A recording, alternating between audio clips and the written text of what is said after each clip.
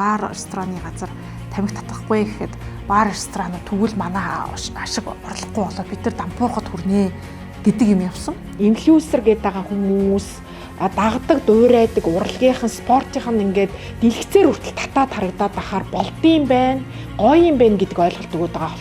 Одоо уушгины хавдраар өвчилж байгаа хүмүүсийн 70-80% нь бол тамхи татдаг. Лабораторийн хүчин чадлыг дэвшлүүлэх гэж бид нар маш олон одоо шаардлага тавиад ямар ч нэмэргүй л гэсэн.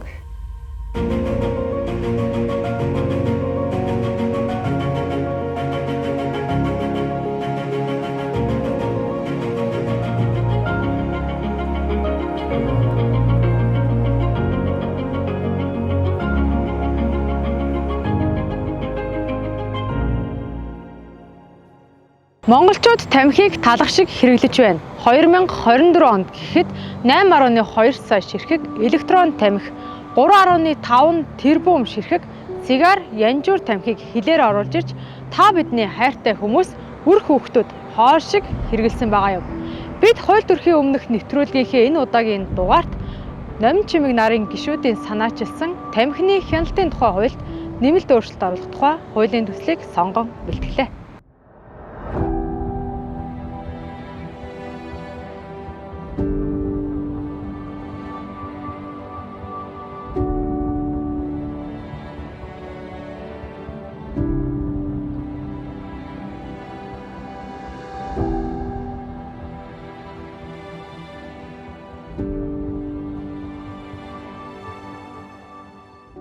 Электрон тамхи буюу веб хортой юу? Утаатай, утаагүй электрон, янжуур гэд альч төрлийн тамхи хортойг эмч мэргэжлэнүүд хэлж байна. Мөн хууль санаачлагчдын хувьд электрон тамхи буюу веб хоргүй тамхинаас гаргах бүтээгдэхүүн гэх ташаа ойлголтыг нэн тэргүүнд засах нь чухал байгааг онцолж байна. Гол зорилго бол бид нар өөрсдөө эцэг их хүний хувьд, ээж хүмүүсийн хувьд ирээдүйн хойч үе буюу үр хүүхдүүдийн хор цушлаас хамгаалах гэдэг байна шүү дээ. Тэгээд нөө байлдаа маань юун дээр өрнөд ийн вэ гэхээр нэгдүгээрт хоргүй гэд ойлгоцсон тэр ойлголтыг нөхөж хортой өнөөдөр олон хавдрын их үсэр тэр зүрх судасны шигдээс энэ төр чин тамхиталтаас тэрэн дотроо бас электрон тамхиас үүдэлдэг хэлмээр байгаа. Тэгэхээр бүхэл төрлийн тамхинууд маань карциноген буюу одоо хавдар үүсгэгч ийм одоо бодисуудыг агуулж идэг. Формальдегид, бензол, диацетил гэдэг маш олон одоо ийм химийн нэгдлүүдийг агуулж идэг. Цахилгаан тамхиг магадгүй зарим нь хор багтаа гэж байна. Никотины агуулмж багтаач гэдэг юм. Гэтэл саяхан хэлсэн олон одоо химийн бодисуудаас гадна давтамж нь маш өндөр. 4,000, 5,000 хүртэл одоо сорилтыг хүртэл сорох боломжтой. Өөрөөр хэлбэл тэр магадгүй бага хортой гэж бодож ивэл тэр хороо та нар олон дахин сорж одоо хэрэгжилж байна л гэж ойлгох хэрэгтэй.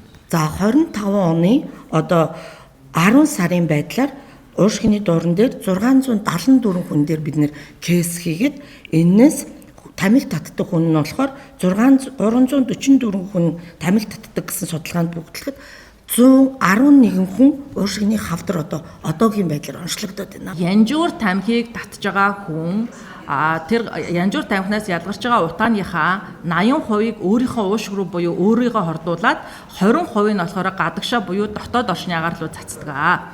Вебийг татж байгаа хүмүүс болохоор 30% нь уушиг руугаа оруулаад 70% нь одоо энэ агаар руу цацдаг. За энэ хоёр тамхин дээр ижилхэн зүйл нь бол хоёулаа тоосонцрын бохирдол ялгаруулдаг. Ялгаатай зүйл нь болохоор веб гэж хэлээд байгаа дотор нь байж байгаа энэ шингэн бүтээгдэхүүнийг халаагаад агаар руу шингэний туслуудыг гаргадаг.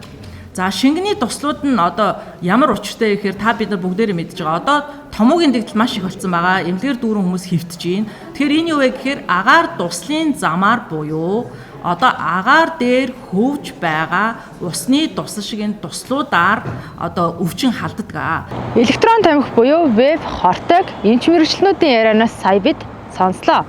Тэгвэл өнөөдрийг хүртэлх хугацаанд хин дуртай нь ямар нэг зөвшөөрлгүйгээр хаанч электрон тамхиг худалдан борлуулж болж байна. Тиймээс хуулийн төсөлд электрон тамхиг тамхин бүтээгдэхүүнд хамааруулж тодорхой хориг хязгаарлалт бий болгохоор зохицуулжээ.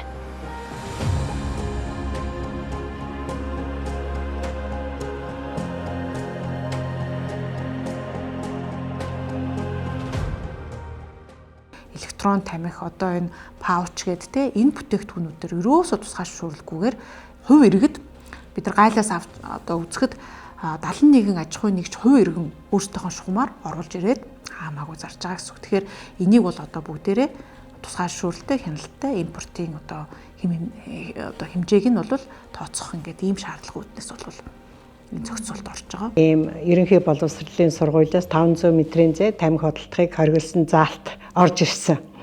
За тэгэхээр чинь энэ 2012 онд орж ирсэн гэдэг чинь одоо 13 жилийн одоо зөвлөл заалт үйлчлэн явж штэ.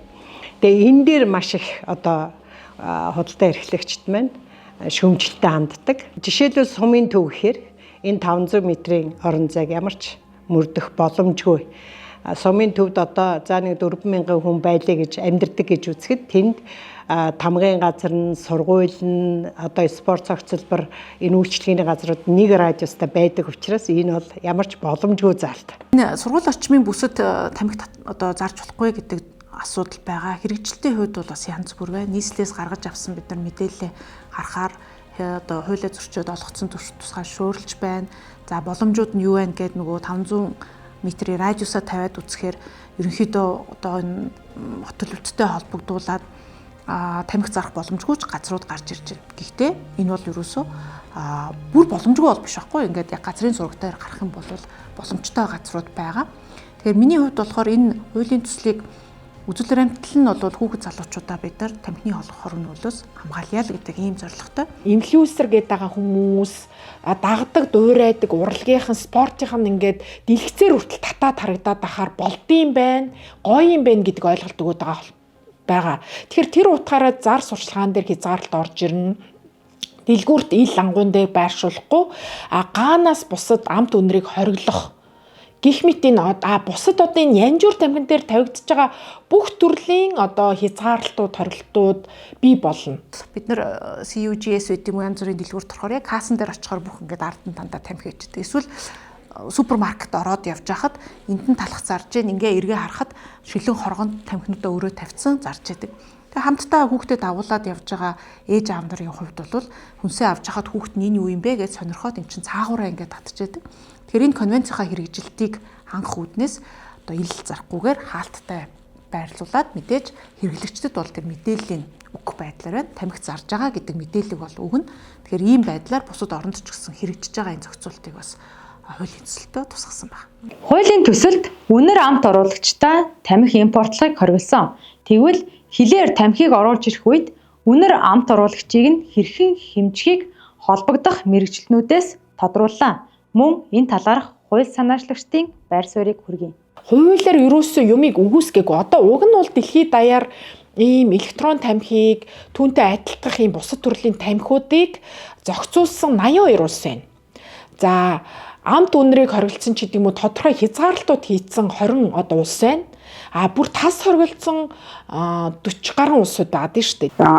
Тамхи бүтээгдэхүүн дээр одоо тамхины үнэр амт оруулагчийг бол стандарт оруулалаар өргөдөө харгалсан байдаг. Тэгээд мөн энэ бол одоо шин зүйл биш. Өмнөх ч гэсэндээ хууль тэгээд тамхины нэлтийн зураг конвенц бусад баримтчгууд дээр хуулийн дээрч тэр тий яг энэ асуудлыг бол ерөөсө хориглосон заалтал мөрдөгдөөл явж исэн гэсэн. Зах зээл дээр байгаа тамхин бүтээгдэхүүнийг харж байгаа ачлан бол ер нь өнгө үнэр амт оруулагч. За тамхи бол ерөөсө ингээл байнга худалдаалагдж байгаа шүү дээ төсвөрөгдөд. Тэгэхээр хуулиа хэрэгжүүлэх байна л гэсэн. Электрон тамхинд дагуулж байгаа никотины тэр амт үнэрийг дарахын тулд энэ амт оруулагчдыг нэмжидэг. Энэ амт оруулагчид маань одоо залуучуудад энийг одоо хоргүй гэж ойлгох маш одоо гол эрсдэл болдог учраас амт оруулагч амт үнэрийг бол хориглох нь маш чухал зохицуулт гэж үздэг. Тодорхой хэмжээний үнэр амттай электрон тамхиг бол манайх оруулахгүй гэсэн үг. Бид нар одоо яг тэр тамхин бүтээгдэхүүн дээр юу хагалж байгааг мэдхийн тулд биднэрт лаборатори хэрэгтэй. Тэгэхээр бид нар лабораторийнхаа хүчин чадлыг тодорхойлох, чадхыг сайжруулах шаардлага байгаа.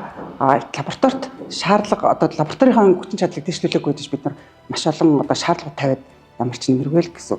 Тэгэхээр одоо биднэрт лаборатори байхгүй юм чинь хаана хандах вэ гэхээр гадны байгууллагууд руу хандна те гадаад байгууллага руу хандна гэхээр бид нар одоо бас хөрөнгө мөнгө зарцуулна. Бидний хувьд бол ямар ч стандартын шаардлага тавих одоо шаардлага ер нь бол хэцүү болчихно л гэсэн. Ерөнхийдөө бол хэл галаар орж ирж байгаа тамхи тамхин бүтээгдэхүүн дээр одоо яг цаа талаасаа тэр галийн мэдүүлэгчийн одоо юун дээр л үндэслээд мөн манай галийн ерөнхий газрын төв лаборатори бол бас ерөнхийдөө бол өөрсдийнхөө одоо тэмцлийнхаа хүрээнд заасныхаа дагуу бол үзэх ёстой зүйлүүдэд үзэж байгаа бах. Нэлээд наривчилсан одоо зүйлүүдийг бол бид нар бол тогтоох боломжгүй учраас гадна талынхаа одоо импортлогч улсынхаа галийн мэдүүлгийн тэр баримт бичгээр үндэслэл ерөнхийдөө бол итгэж оруулж ирж байгаа гэсэн үг. Тэгэхээр бид нар өөрсдөө бол шалгаж чадахгүй байж тийм нэгэн хүний хэлсэн үгэнд итгээд явж байна л гэсэн. Хууль батлагдсны дараа хуулийг хэрэгжүүлэх мэрэгчлэлтний байр сууриас харахад тамхиг импортлох үед үнэр амт оруулагчийг нь нарийн хэмжихийн тулд лабораторийн хүчин чадлыг сайжруулах шаардлагатайг онцолж байна. Тиймээс хууль санаачлагчид, хууль тогтоогчид хилцүүлгийн явцад үүнд анхаарах нь зүйтэй.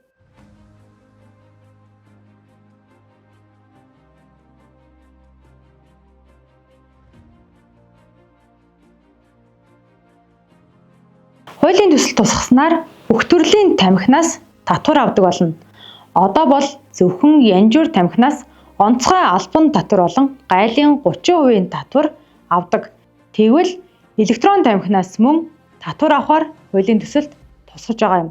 Өмнө нь бол электрон тамхи зөвхөн гайлын 5% татвар төлж импортлогддог байсан байна.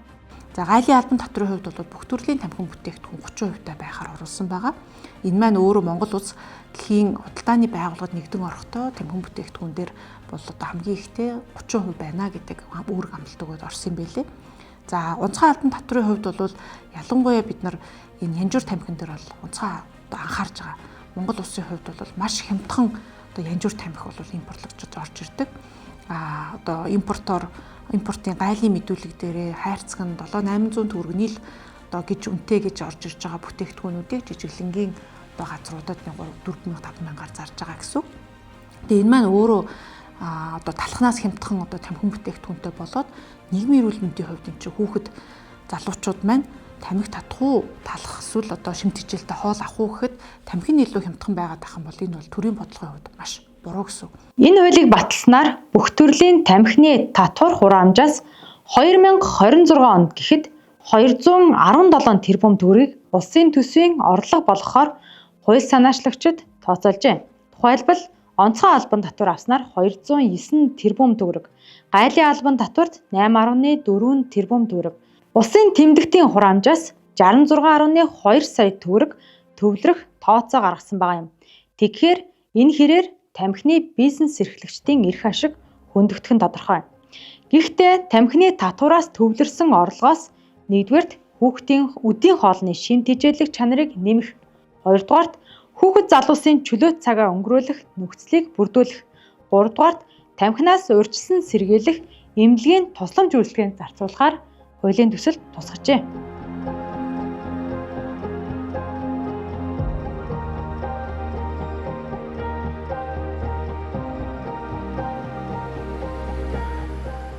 Тамхины эргэлтэд инхүү хориг хязгаар тавьснаар далд нууцаар борлуулах, худалдааг дэмжих мөн хуурамч тамхи орж ирэх эрсдэлтэй гэсэн болгоомжлол бий. За тэгвэл хууль санаачлагчдын хувьд тамхины эргэлтэд хяналт тавих зорилгоор мэдээллийн сантай байхаар хуулийн төсөлд заасныг онцлоо. Хуурамч тамхи далдаар гэдэг юм уу контрабандаар орж ирэхгүй тул хяналтын системийг хийж байгаа. Одоо энэ архитын сутгууртай тэмцэх тухай хуулийн дээр мэдээллийн санг бий болгосон байдаг.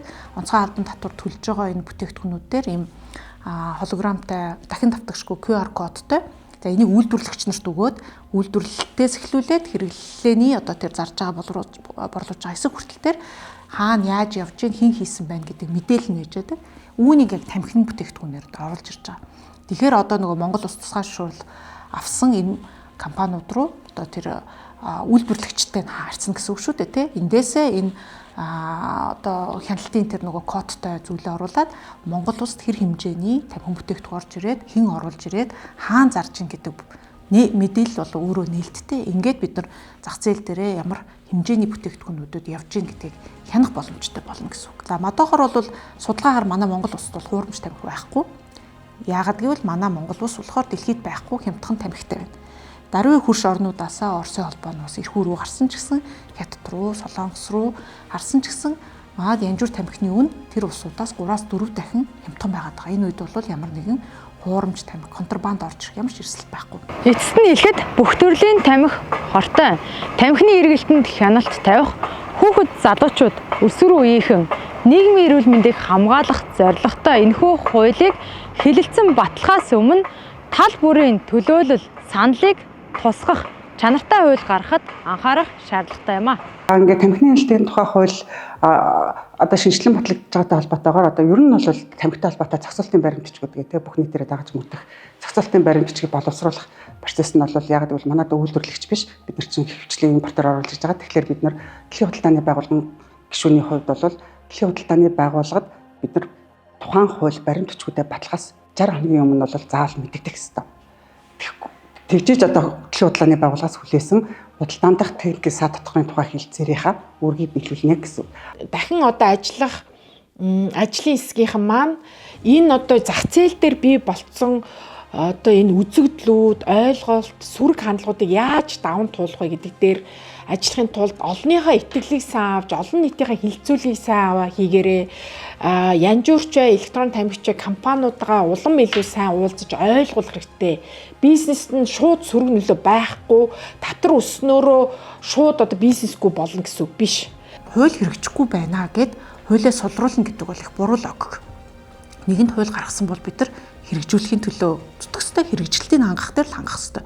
Нэгээс хууль гаргачаа хэрэгждэггүй маа ерөөсөө болийг гэд тэх юм бол энэ өөрөө одоо юу гэдэг нөгөө талаараа хар тамхиг бид нар хоригдсан байдаг. Тэгтээ нийгэмд байгаад нь хэрэгжихгүй байна шүү дээ. За тэгвэл сулруулад ерөн зөвшөөрдөг болчих гэдэг логик руу ерөөсөө орж болохгүй. Тийм учраас бид нар бол энэ дээр хэрэгжилтийг хангах асуудал дээр онцгойлон анхаарч хууль батлагдсны дараа бол бас анхаарч ажиллана.